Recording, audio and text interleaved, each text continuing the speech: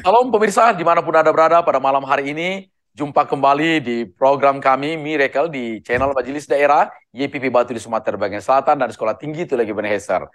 Pada kesempatan ini, malam yang indah ini, narasumber kami dari Kota Jakarta, beliau adalah Pendeta Adieli Waru, yang sekarang ini selain menggembalakan satu gereja, tapi juga dipercaya menjadi Ketua Sinode Gereja Kristus, salah satu dari Gereja Kristus. Baik, selamat malam Pak Pendeta.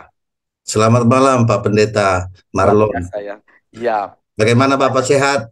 sehat Bapak, sehat, Puji sehat. Tuhan. Puji Tuhan. Ya, Terima kasih loh Pak sudah bersedia bincang-bincang di channel ini. makasih Pak. Channel yang secara khusus hanya berbicara tentang kebaikan-kebaikan Tuhan. Gitu. Karena itu Pak, kita mau tahu dong, flashback sekali lagi mengingat bagaimana panggilan Tuhan memanggil seorang Adieli dari Pulau Nias. Itu Ya, ceritanya bagaimana sampai di Tanjung Enim. baik. Mari Bapak.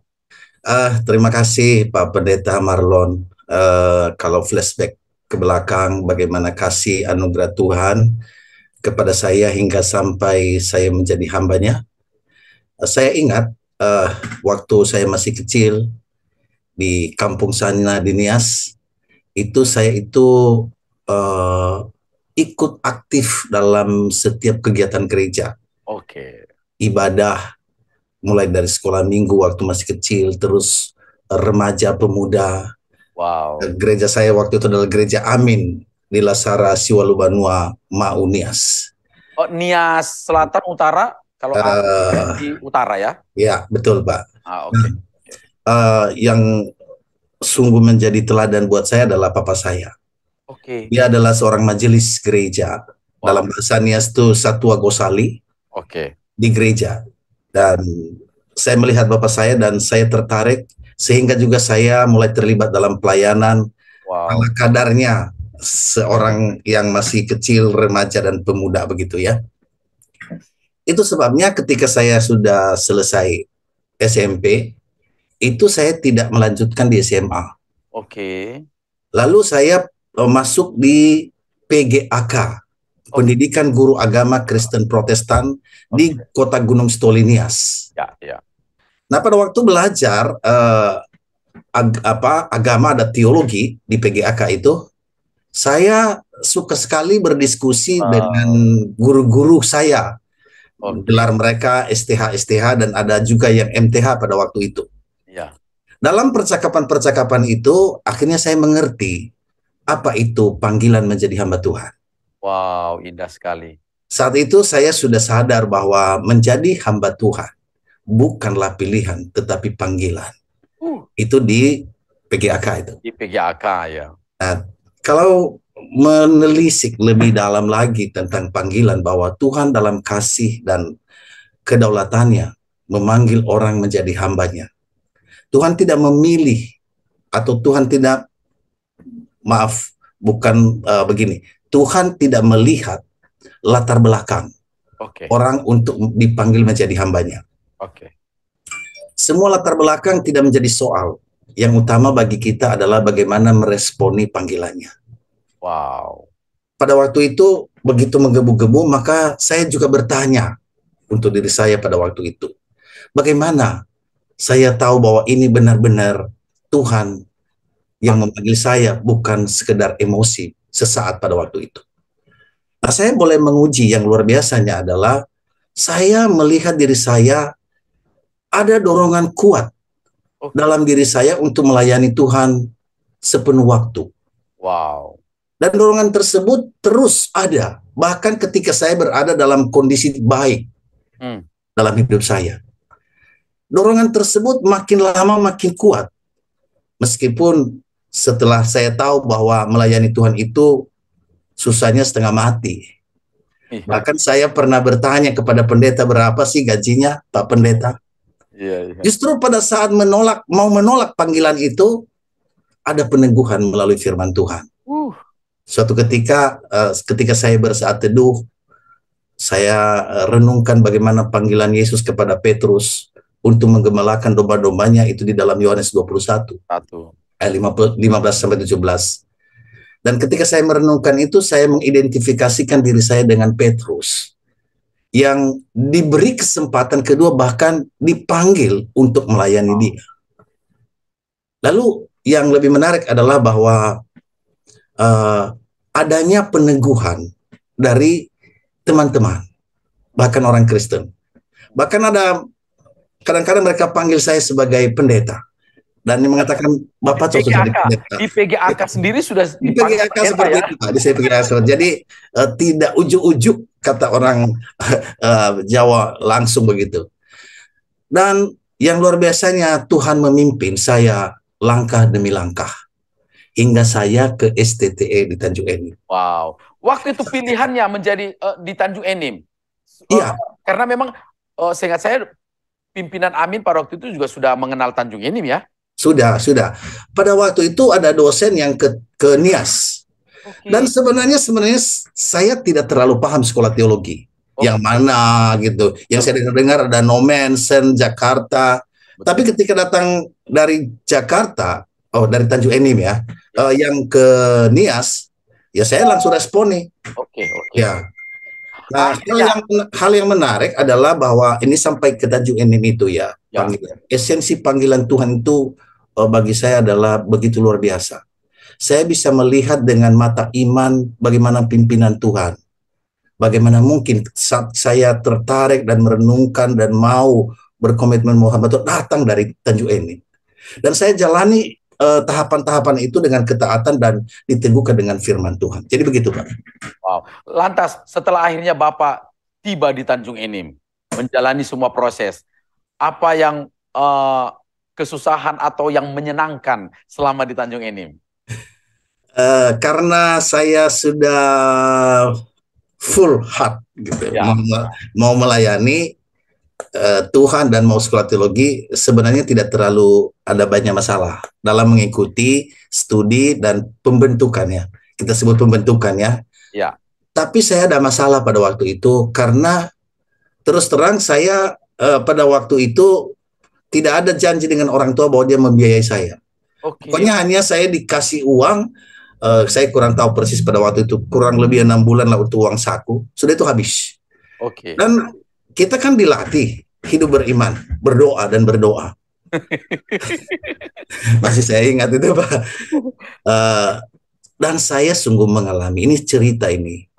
Suatu ketika saya butuh jas.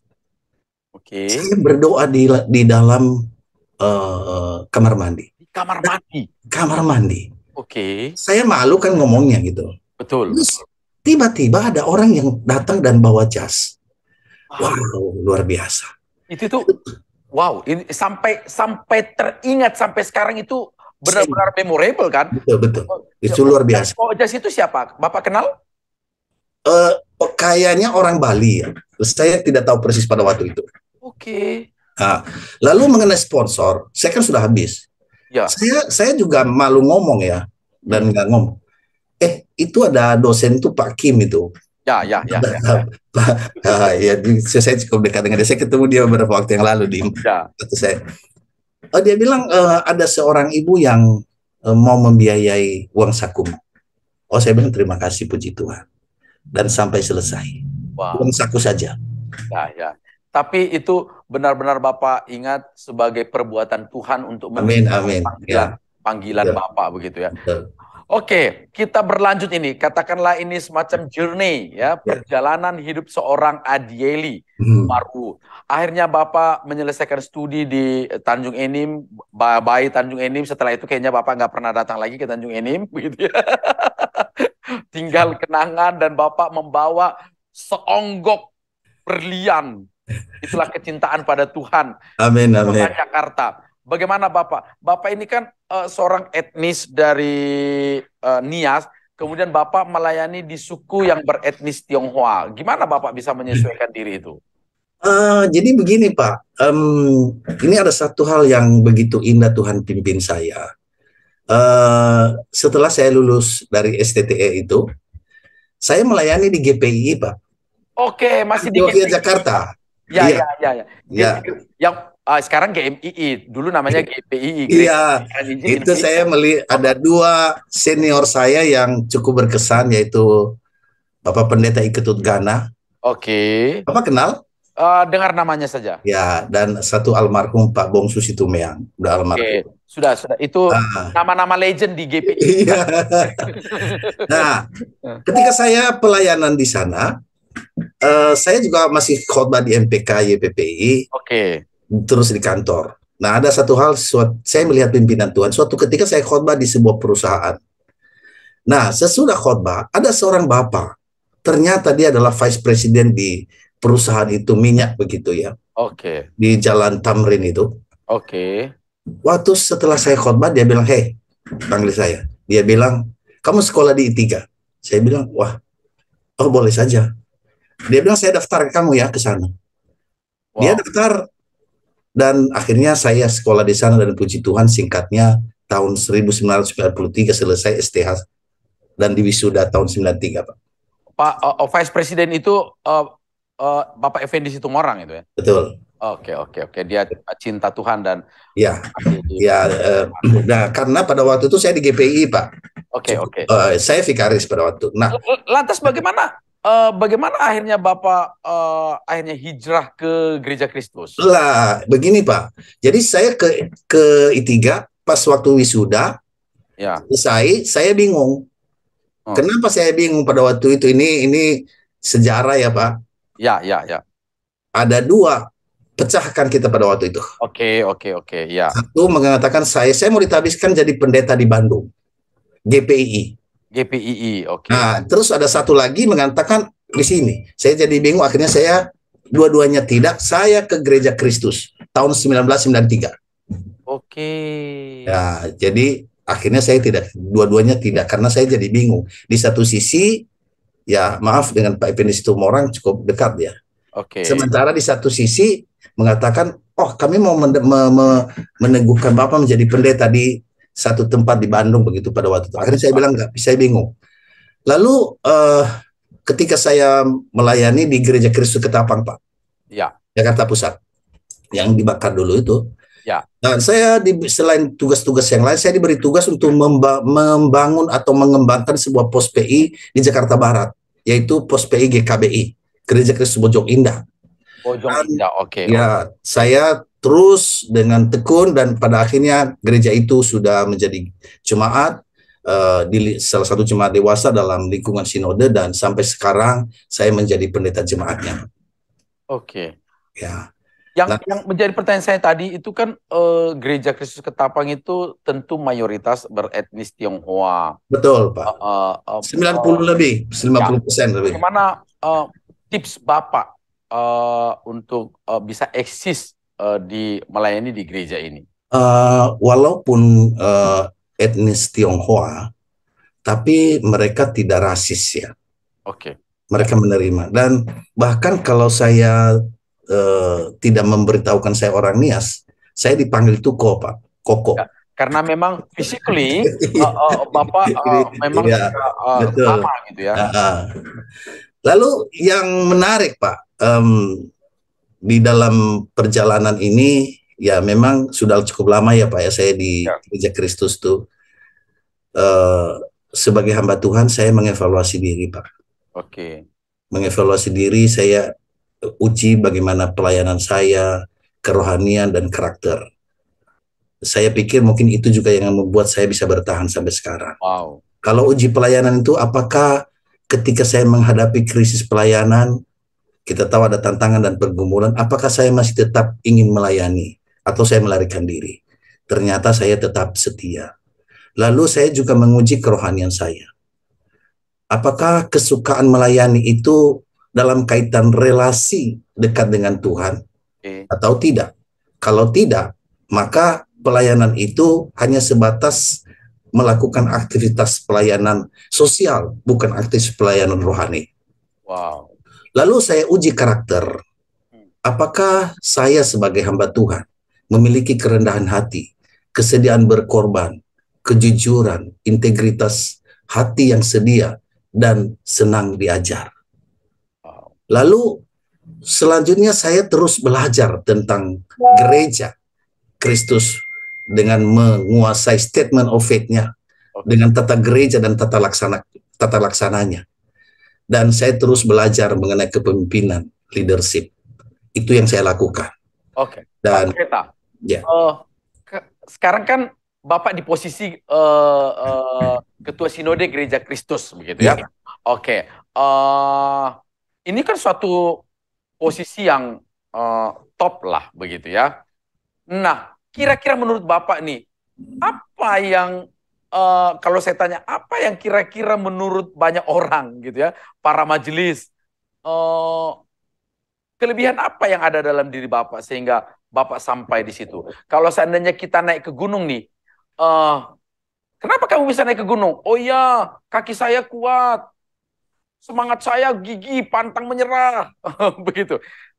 Apa yang membuat orang lain menempatkan Bapak di posisi itu?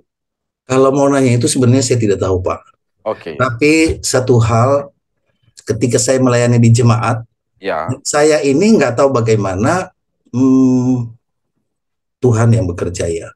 Itu saya diutus ke sinode, sementara di gereja. Dan ketika saya melayani baik di jemaat maupun di sinode, saya punya moto, Pak, yaitu kerja keras. Oke. Kerja cerdas. Oke. Kerja juga dengan tulus. Dan kerja tuntas. Oke. Nah, ini saya membangun hal-hal seperti kerja keras, kerja cerdas, kerja tulus, dan tuntas. Oke. Ya.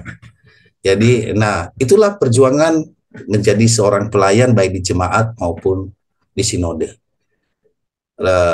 Ya, begitu Bapak. Oke. Dalam perjalanan ini, kan Bapak ini motonya tadi, kerja keras, kerja cerdas, kerja tulus, dan tuntas. Pasti ini banyak benturan. Ya. Banyak benturan. Dalam perjalanan hidup Bapak, benturan atau persoalan apa yang paling berat yang pernah Bapak rasakan? Benturan mana yang paling keras ini untuk mempertahankan tadi moto ini? Kalau orang nyetir itu mempertahankan di jalan, ada benturannya itu yang keras itu. Benturan apa itu dan bagaimana keadaannya? Ya, begini Pak. Kalau saya sih tidak terlalu peduli. Cuma begini satu hal yang penting, kita tahu juga Bapak tahu dan kita semua hamba Tuhan. Setiap organisasi itu punya budaya dan punya penunjuk lapangannya atau yang tersebut tata gereja, aturan mainnya. Iya. Nah, gereja Kristus itu sistem pemerintahannya adalah sistem pemerintahan presbiterial sinodal. Oke. Ya. Nah, saya dari beberapa kali periode saya diutus ke sinode. Jadi setelah 3 tahun diperpanjang, turun lagi, maju lagi. Lalu khususnya untuk periode ini, saya periode ketiga ini Pak. Periode ketiga. Nah, waktu periode 3 tahun dulu itu beberapa tahun yang lalu, saya jadi ketua satu sinode yang memegang doktrin tata gereja dan ibadah. Lalu diperpanjang lagi, saya terpilih sebagai ketua umum. Ketua umum sinode. Lalu dipilih lagi. Nah, ini kalau di sinode kami strukturnya ada 7 ketua. Ada 7 ketua dan ada sekum dan wasekum. Nah, ketujuh itu ada IDT, Ibadah Doktrin dan Tata Gereja. Ada Pekabaran Injil PI dan Misi. Ada SDM. Ada pelayanan sosial, beasiswa, atau juga ada kalau misalnya seperti terjadi di Cianjur sekarang ini, ada kita punya Tagana. Ada ketua kategorial. Kategorial itu dari sekolah minggu sampai semua segmen umur begitu ya. Terus ada legal, masalah hukum, dan ada litbang dan pembinaan. Terus ada sekum dan wasekum dan dibantu oleh sekretariat yang profesional. Nah, itu ada ketua umum, saya di posisi itu Pak.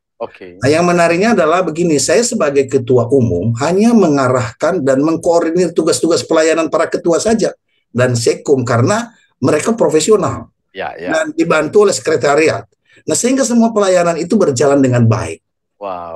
Nah, sebagai ketua umum, saya juga melaksanakan tugas-tugas di luar, Pak. Misalnya dalam hubungan dengan pemerintah, dan lembaga-lembaga lain. Dan khusus dengan PGI, saya ini adalah anggota MPL PGI, Majelis Pekerja Lengkap PGI. Sehingga kalau ada acara PGI, ya saya terlibat di dalamnya. Karena saya sebagai ketua umum. Jadi begitu Pak, posisi saya. Nah ketika tadi Bapak menanyakan pergumulan, Ya, masalah. betul. Memang selalu ada masalah, tetapi dengan saya menjelaskan ini bisa Bapak memahami, ya ada masalah tetapi bisa ditangani. Tapi ada hal-hal yang membuat saya kadang-kadang berat Pak. Apa itu Pak? Kita kan sebagai pemimpin dalam menjalankan kepemimpinan harus membuat keputusan. Betul. Dan kita sebagai hamba-hamba Tuhan yang dari Injili ya, teologi Injili, pegangan kita adalah Alkitab sebagai otoritas tertinggi. Oke. Lalu yang kedua adalah tata gereja dan tata laksana di mana kita berada. Saya adalah punya tata gereja, tata laksana Sinode Gereja Kristus.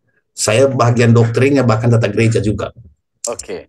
Maka ketika terjadi konflik atau ada pelanggaran, tentunya sebagai hamba-hamba Tuhan kita menjalankan apa yang disebut dengan kepemimpinan pastoral. Oke. Namun ketika aturan-aturan itu dilanggar dan memang tidak bisa ditolong, yang terjadi adalah ya tentu diberhentikan. Yang gak enaknya kalau teman dan seterusnya begitu ya. Nah, dalam kami punya tata gereja ada istilah 139. Apa itu Pak? Nah, itu saya pikir ini baik sekali ya. Jadi kalau seorang hamba Tuhan bermasalah, sudah dilayani dan tidak bisa, jadi dia ditarik ke sinode dari jemaat. Lalu jemaat yang di mana dia tadi ada memberi gajinya 1 bulan. Oke. Lalu orang itu menjadi rohaniwan sinode. Nah, 3 bulan diberi gajinya oleh sinode full. Oke. Tapi kita semasa itu kita coba sebarkan. Ini teman ada hamba Tuhan yang. Tapi ketika tidak ada, maka di bulan keempat itu stop semua. Lalu 139 setelah 9 bulan dia masih ada di situ. Setelah 9 bulan baru terjadilah yang disebut dengan pemutusan hubungan kerja. Nah, kadang-kadang hal-hal seperti itu salah satunya yang membuat saya berat. Karena mau tidak mau ya di tangan ketua lah yang melakukan hal seperti itu, tentu gongnya begitu. Dan nggak enak sekali hal seperti itu.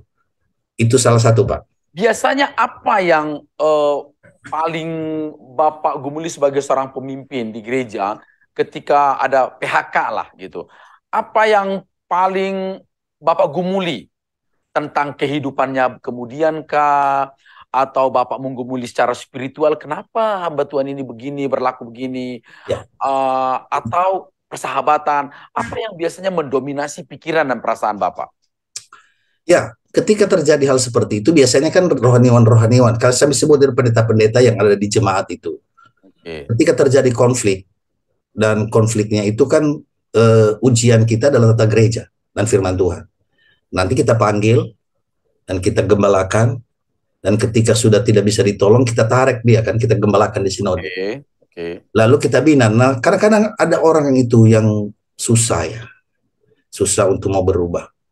Dan disitulah yang saya bicara tadi mengenai kepemimpinan pastoral, kita bimbing dia, rekan kolega kita. Tapi pada akhirnya kita kalau tidak juga berubah ya, kena itu 139 tadi yang saya bilang. Dan pada ujungnya kalau udah seperti itu keluar, karena apa? Berita itu kan sudah terdengar di mana-mana dan biasanya orang nggak mengundang lagi, nggak menerima di tempatnya dia. Nah itu yang membuat kadang-kadang ya teman lah ya. Nah tapi kami sudah punya mekanismenya sekarang Pak, lebih yaitu kita mau memberikan ke lembaga yang lain. Oke. Selalu hati seorang pemimpin itu mencoba memberikan jalan keluar, solusi ya. Kata Betul. orang jangan merusak periuk nasinya atau begitu ya. Betul Pak. Oke. Iya. Pak Pendeta, dari banyak persoalan, dari banyak benturan ya mungkin ada yang tidak Bapak bukakan, tapi kan selalu ada cerita kasih karunia dalam kehidupan Bapak. Kalau seorang pendeta Adieli, cerita kebaikan Tuhan apa yang yang sangat menonjol yang mau Bapak sampaikan menjadi satu momen menjadi satu memori pada tayangan ini dalam hidup Bapak? Semuanya indah, Pak. Ya, pasti. Kalau boleh saya mengatakan, dalam hidup saya hanya satu yang saya banggakan, Ya, yaitu Tuhan Yesus Kristus. oke. Karena semuanya dari Dia. Saya ingat firman Tuhan bahwa segala sesuatu adalah dari Dia, oleh Dia, kepada Dia, bagi Dialah kemuliaan sampai selama-lamanya. Kalau Wow. kita boleh bertemu ini sekarang aja itu karena kasih karunia Tuhan. Jadi saya tidak bisa mengatakan karena semuanya itu apa tadi yang saya ceritakan dari waktu saya masih sekolah minggu, remaja, masuk STTE, terus ke I3, terus saya kuliah di tempat lain lagi. Itu sepertinya Tuhan menuntun sedemikian rupa dan sampai sekarang ini. Jadi saya mengatakan bahwa dalam hidup saya hanya satu yang saya banggakan dan yang luar biasa adalah Tuhan Yesus. Karena semuanya dari Dia. Pak, memang ada orang berkata, wah enak loh Pendeta Adil itu, kayaknya nggak ada masalah tuh. Oh, Tanjung Enim, oke-oke aja, langsung pelayanan, kemudian disekolahkan, dibiasiswai di I3, selesai S1-nya, masuk Gereja Kristus, dapat jodoh, begitu ya. Melayani sampai sekarang, kayak nggak ada susah-susahnya tuh orang. Benar nggak gitu? Kelihatannya begitu sih Pak ya. Kan kelihatannya dan kenyataannya ini ada dua sisi yang kadang-kadang berbeda. Kenyataannya juga seperti itu Pak. Luar biasa ya. Karena saya pikir, makanya tadi saya bilang, ketika saya memimpin ya, di sinode ini, saya cerita sedikit ya. Sebelum saya kan ada ketua. Ya. Nah saya masuk ini, saya punya beban yang begitu banyak. Dan Tuhan tolong. Misalnya mengenai izin-izin gedung gereja. Wow. Izin tanah. Misalnya kami punya di Lampung itu di Tanjung Karang. Oke. Itu ada satu tanah yang dihibah orangnya udah meninggal. Dan itu susah. Terus dalam periode kemarin tuh saya datang ke sana dan yang punya itu orang-orang yang punya tanah di Lampung di jantung kota Lampung. Wow. Dia bilang sama saya nggak mau kasih ke majelisnya. Mereka suka jual. Tapi kalau dari sinode datang memberi ini bisa memberi saya jaminan. Saya bilang saya jamin. Saya yang tanda tangan di notaris. Dan itu selesai 5.500 meter di tengah-tengah kota Bandar Lampung ya, Tanjung Karang. Terus kemarin kita punya di Kebayoran Baru selesai. Terus kami punya tanah-tanah di daerah Bogor ada 10. Itu Panti Werda, tempat orang tua. Ada 10 sertifikat. Nah, memang diabaikan dulu karena sekarang itu kan masalah ini dan sudah mulai hampir selesai. Dan besok ini saya juga akan ke Bandung. Kami punya masalah juga dengan itu karena begini. Dulu kan kita punya masalah kan, masih ingat nggak di YPPI, MPK YPPI tahu nggak waktu itu? Di Blok M kan ada gedung dulu. Akhirnya kan kita kalah kan, YPPI kalah kan. Blok M ya. Ya. Nah, ini sekarang hal-hal seperti itu terjadi di gereja kami. Dan Tuhan beri saya karunia saya pikir dari Tuhan dengan pemerintah. Wow. Nah, kalau lobby mengurus begitu dan akhirnya selesai Pak. Nah, siapa yang memberikan hikmat kepada kita? Itu Tuhan, bukan kita. Makanya kalau saya bertanya tadi, apa yang Bapak banggakan? Ya hanya Tuhan Yesus lah. Wow. Yang memberi kita hikmat. Ini salah satu contoh Pak. Belum. Karena memang dalam persoalan gereja dan pelayanan banyak begitu ya Pak Pendeta. Banyak. Orang tua dulu menghibahkan. Begitu. Betul. Tiba-tiba anak-anaknya lihat mungkin juga tanah itu sudah sangat berharga atau bangunan itu mahal banget. Cintanya orang tua tidak sama dengan cintanya anak Tuhan. Ya. Dan ini yang sedang ini banyak sekali nggak tahu karena dibiarkan. Dulu kan majelis kalau apalagi kalau aktif atas namanya dia. Nah, udah almarhum anaknya bisa nuntut dan bisa kalah gereja. Betul. Nah, ini tapi ini puji Tuhan ini sebelum saya turun di periode saya nanti, saya harap oleh anugerah Tuhan bisa selesaikan semuanya lah itu masalah itu. Itu jadi, salah satu Pak. Di masa kepemimpinan Bapak ini ada berapa lahan yang sudah terselamatkan? Oh, udah banyak Pak. Udah banyak.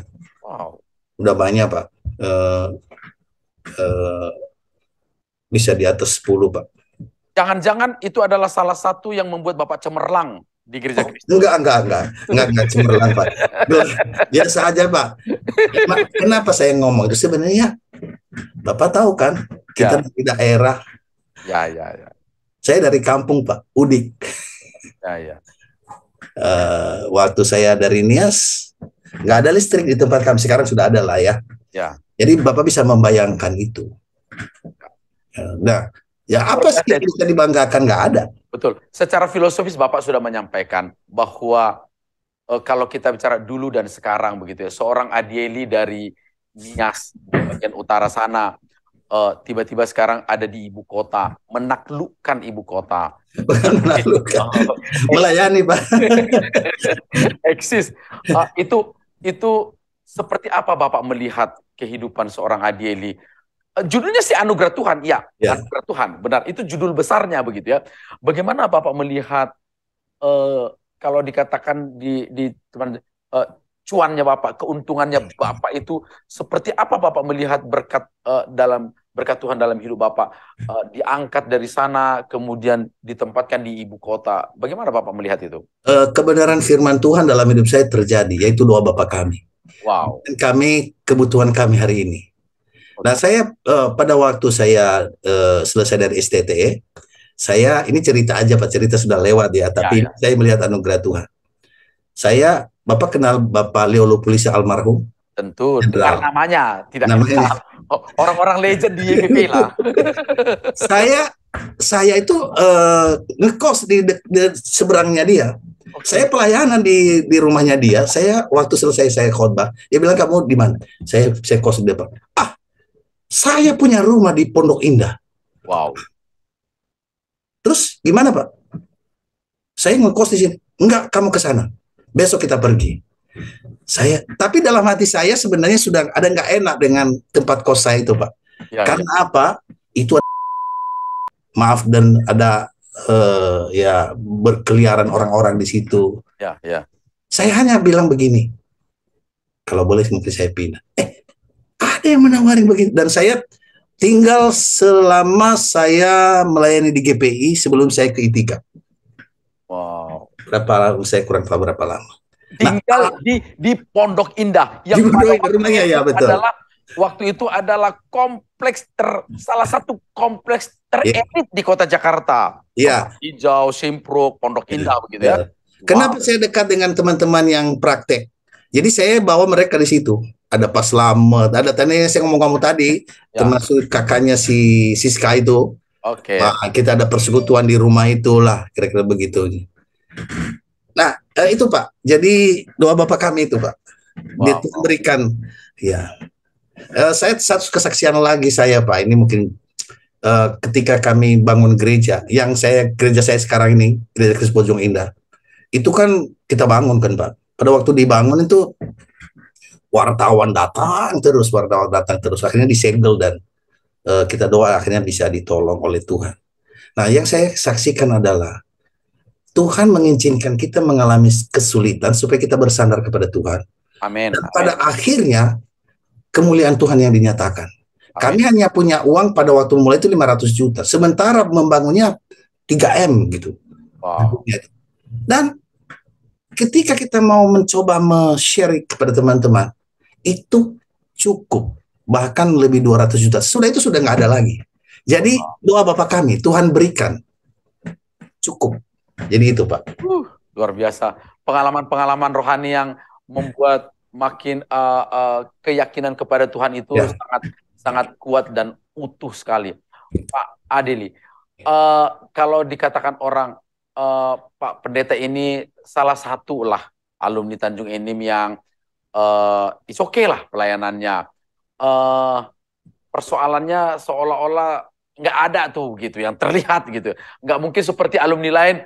Waduh, jujur misalnya secara finansial masih harus dipergumulkan begitu ya. Seorang Adieli pernah nggak sih masalah finansial?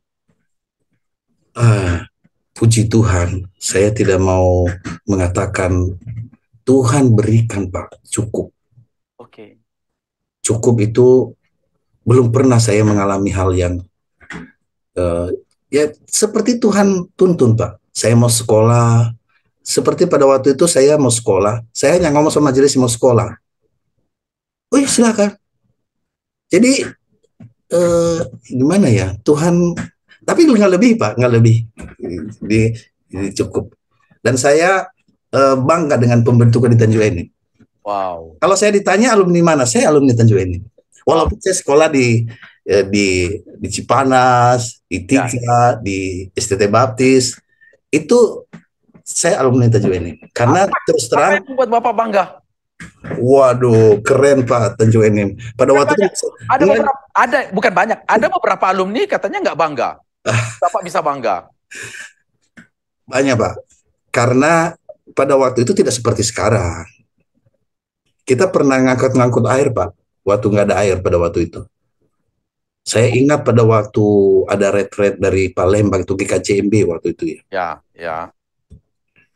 Jadi ya lebih kita itu bergantung pada anugerah Tuhan Pak. Dan yang saya melihat kita itu sebenarnya nggak ada sumber kan, bagaimana gitu. Tapi Ya. Tuhan mencukupkan semua kebutuhan mahasiswa itu, nggak ada mahasiswa yang nggak makan. Jadi Allah kita itu hidup. Amin. Dan ketika saya keluar dari Tanjung Enim, pelayanan, itu Tuhan kita hidup. Dia berikan kecukupan yang luar biasa. Dan sampai sekarang, saya melihat baik di pelayanan, misalnya ada masalah. Tapi hikmat Tuhan itu datang tepat pada waktunya. Saya cerita sedikit Pak. Ya. Ketika kami membangun gereja itu kan dikasih papan merah. Oke. Dan karena apa? Lama sekali pembangunannya. Kita doa gimana. Terus saya pergi ke wali kota. Waktu saya sampai di sana, saya bilang siapa? Itu ada seorang ibu. Halak kita lah dari Sumatera Utara, Ibu Tambunan. Saya masuk ke dalam, Pak Pendeta, sini. Sebenarnya saya udah tahu itu masalah. Kok lama sekali, hampir 2 tahun itu bangun gereja itu. Terus gimana? Nantilah itu. Kamu doakan dulu, anak saya lagi di Bandung itu. Kenapa? Dia cerita. Terus saya doakan. Dia telepon, dia kepala P2B. Dia bilang turunkan itu gereja saya. Wow, saya pikir luar biasa. Saya bilang bayar, nggak usah bayar. Kayak begitu-begitu. Terus para wartawan bodrek itu kan, puluhan berganti-ganti minta uang. Saya pikir ini kurang ajar juga ini anak para. Terus kita kan punya koster itu sopir di gereja. Saya bilang, nanti kalau datang wartawan, kamu nggak usah kasih uang. Lalu katakan kepada mereka, minta nomor KTA mereka sama KTP, bilang nanti saya kasih fotokopinya ke pendeta saya, nanti pendeta yang akan sortir dan baru terima. Takut semua Pak, kocar kacir nggak ada yang satu pun. Nah, pada saat takut dia Pak, dikasih nomor KTA-nya kan bisa kita perkarakan itu. Iya. Dan itu maaf, dia bilang ini gereja diberkati Tuhan ini. Mana? Ya itu Pak. Jadi saya sih melihat kemuliaan Tuhan lah. Luar biasa. Ya, kemuliaan Tuhan. Pak Pendeta Adeli, perjalanan Bapak tadi journey dalam kehidupan Bapak itu begitu indah sekali. Bapak nampak dari cerita Bapak, pengalaman-pengalaman itu indah yang menguatkan Bapak. Akhirnya Bapak sampai di posisi ini begitu ya. Tentu ini bukan penghujung dari perjalanan hidup Bapak, masih akan ada fase-fase berikutnya. Seumur hidup Pak, sampai Tuhan panggil. Amin. Apa yang masih Bapak rindukan atau yang Bapak gumuli sekarang, baik itu secara personal atau pelayanan secara organisasi? Ya, secara organisasi saya dalam periode ini push supaya seluruh rohaniwan sinode pendeta upgrading. Jadi mereka mau sekolah dan kami ya nggak ada di Tanjung Enim sih karena kita jauh ya. Yang adalah kami punya ST Cipanas. Dan beberapa STH saya suruh masuk MTH. Dan kita bantu dari sinode. Dan ini sudah berjalan Pak sekarang ini. Termasuk beberapa alumni dari Tanjung Enim adalah Ibu Konstansa Timur, tahu ya? Ya, tahu. Ibu Tanti. Nah, dia ikut tuh program MTH kita dan beberapa yang lain. Ini satu, karena bagaimanapun sebuah organisasi itu sangat-sangat dipengaruhi oleh SDM. Saya melihat itu, kalau nanti pada saat akhirnya saya sudah tidak lagi duduk di sinode dan juga mungkin saya sudah pensiun, nah mereka-mereka inilah yang membuat. Dan yang kedua, saya senang sekali mengkaderkan teman-teman yang masih muda. Bahkan saya mau lebih hebat mereka daripada kita. Karena itu semua untuk kemuliaan Tuhan. Nah itu yang ada dalam hati saya, Pak. Kadang-kadang tidak mudah seorang pemimpin yang sangat senior itu memberikan jalan bagi juniornya. Gimana menurut Bapak itu? Ada seperti itu, Pak. Ada seperti itu. Tapi saya pikir kita harus bedakan ya, pribadi dan organisasi. Oke. Nah, saya memang udah berkecimpung dengan organisasi ini. Nggak tahu juga, saya masih belum pendeta pada waktu saya sudah dikirim ke sinode. Dan saya bermain di kategorial, terus juga, dan pada waktu saya di Ketapang, kami punya rohaniwan itu 20-an lebih, Pak. Dan ada 10 lebih itu yang di pos-pos, karena banyak pos-pos Ketapang itu ya, kerja besar, Pak. Ya. Dan saya ditunjuk saya jadi ketua mengkoordinir. Saya nggak tahu. Padahal senior-senior sebenarnya yang lebih ini. Nah, dalam menjalankan itu, saya suka membantu, encourage teman-teman supaya mereka ini. Ya, saya mungkin karunia di situ, Pak. Oke. Jadi itu yang ada dalam pikiran saya. Dorong, memotivasi. Ya. Justru pada saat memotivasi, pada saat Bapak mendorong, Bapak sendiri juga ikut maju ya. Iya. Pada waktu Bapak mengangkat naik, terdorong, Bapak juga terdorong naik ke atas. Harusnya begitu, Pak. Dan lebih daripada itu, pekerjaan Tuhan, kalau kita melihat teman-teman semua berkualitas kan baik, kita senang kan, Pak. Oke. Ya. Dan kami termasuk gereja yang Injili, Pak. Ya. Dan kita punya misi kuat. Ya. Saya juga membantu itu. Maka salah satunya itu Pak yang ada di Sukabumi itu, dia punya Pak Martin tuh ya, dia bekerja untuk anak-anak Papua sekarang, Papua dan Nias. Ya, karena saya di sinode, kami punya kebersamaan persekutuan ketua-ketua sinode, ada GKI, ada Kalam Kudus, ada Metodis, ada Gereja Kristus Yesus. Kami melihat itu bagaimana menolong. Jadi biar ada orang di lapangan, tapi kita bagaimana menolong. Ya. Selain daripada itu, kami juga punya dalam kebersamaan ada bagaimana melihat Mentawai, terus juga Indonesia Timur. Jadi yang kita bisa lakukan di mana ini ya kita harus melaksanakan, karena ada tiba waktunya kita nggak ada di situ lagi. Jadi mari kita lakukan semasa kita ada di situ. Oke, baik, Pak Pendeta. Ya.